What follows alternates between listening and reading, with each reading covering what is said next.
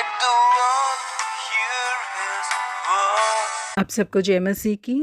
इस सुबह के समय हम एक वचन अध्ययन करेंगे जो पहले पत्रस के 5वें अध्याय के 5वें वचन से है। क्योंकि परमेश्वर अभिमानियों का विरोध करता है परंतु दीनों पर अनुग्रह करता है। विश्व प्रसिद्ध प्रचारक चार्ल्स स्पर्जन अभिमान के कारण जो खतरे आते हैं उनके बारे में बेहद अच्छी तरीके से जानते थे। एक एतवार के दिन अपने प्रचार को समाप्त करने के बाद स्पर्जन मंच से नीचे उतरे तो उनसे मिलने के लिए एक महिला आई और उन्होंने स्पर्जन से कहा कि आज का प्रचार बहुत ही उम्दा था, जिसके लिए स्पर्जन ने कहा कि जी हाँ मैडम। वहीं दूसरी ओर शैतान ने भी स्पर्जन के कानों में अभिमान के कुछ शब्दों को डाले, जिसे सुनते ही स्पर्जन ने अपने आप को संभाल लिया। अपनी गलती को सुधारते हुए उन्होंने अपने घमंड की आत्मा को अपने आप से दूर कर दिया। किसी की भी सच्ची सराहना करना कोई भी पाप नहीं है, परंतु स्पर्जन इस बात को बहुत ही अच्छी तरीके से जानते थे कि शैतान इस तरीके की सराहना के द्वारा परमेश्वर के बच्चों के अंदर घमंड लाकर उन्हें गिराने की कोशिश करता है। घमंड नाम का शस्त्र परमेश्वर के लोगों को नीचे गिराने के लिए बहुत ही सामर्थ्यमय है, इसीलिए शैतान उस शस्त्र का इस्तेमाल करता है। जहाँ पे परमेश्वर के लोगों, क्योंकि परमेश्वर अभिमानियों का विरोध करता है परंतु दीनों पर अनुग्रह करता है, इस बात को शैतान ने अपने जीवन में खुद अनुभव किया है। यही कारण है कि वो खुद की तरह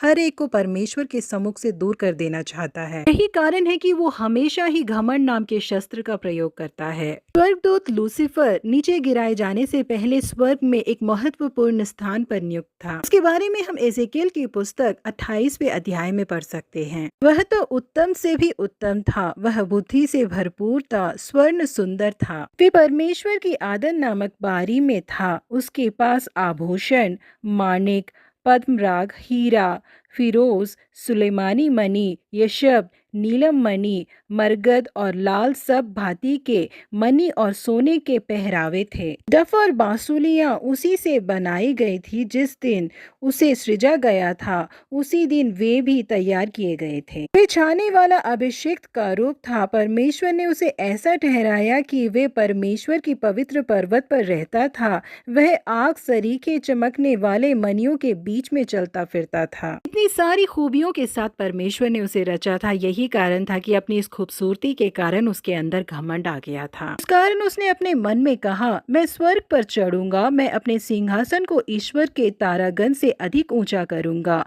और उत्तर दिशा की छोर पर सभा के पर्वत पर विराजूंगा। मैं मेघों से भी ऊंचे ऊंचे स्थानों के ऊपर चढ़ूंगा, मैं परम प्रधान के तुल्य हो जाऊंगा। इसीलिए परमेश्वर ने उसे अधोलोक के गहरे गड्ढे में फेंक दिया। यहाँ पे परमेश्वर के लोगों, घमंड एक ऐसी